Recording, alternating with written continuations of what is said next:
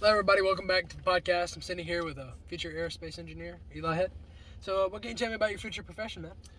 Aerospace engineering, just has to do with the examination, design, and building of aircraft, spacecraft, and cool things like that. Okay, man. So, speaking of this, I've heard this term thrown around out there, video games, TV shows, stuff like that, talking about airplanes, stuff like that. What can you tell me about, like, lift and propulsion, variables like that?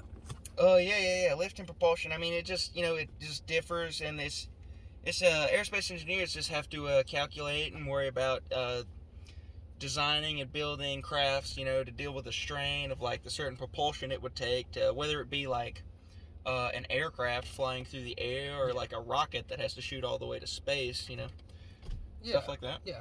Speaking of space, like, what can you tell me about satellites? Because they pretty much power our world as we know it now. Yeah. Satellites,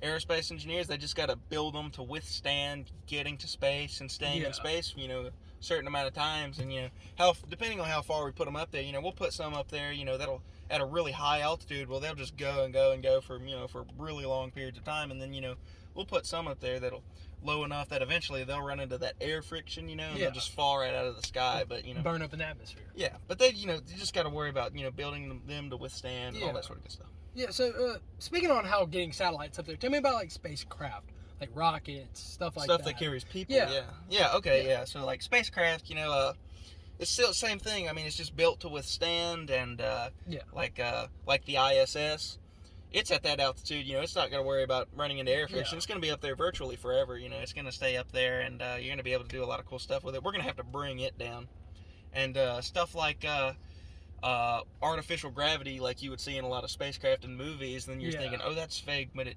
actually, it's quite possible. It's using just centrifugal force, and people on the outside of that centrifugal force would essentially be feeling, gravity.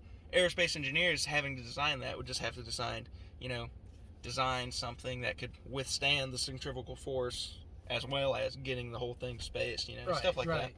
Right. So, speaking of people in space, we've been to the moon, International Space Station. Like, tell me about the suits. So, like, how does this incorporate with your profession, man? Like space suits, and we just talked about spacecraft. A space suit pretty much is a spacecraft in and of itself. I mean, you're fully enclosed in that suit, and you need it to be in space. Obviously, that's because if you were exposed to the vacuum of space, you would pretty much freeze, boil, and get the bends all at once, and it wouldn't be a fun time. No, not at all. Yeah, and that's pretty much aerospace engineering. Yeah, that's a great profession to go into, revolutionizing the science, working for NASA or SpaceX now. You have many opportunities. I wish you the best.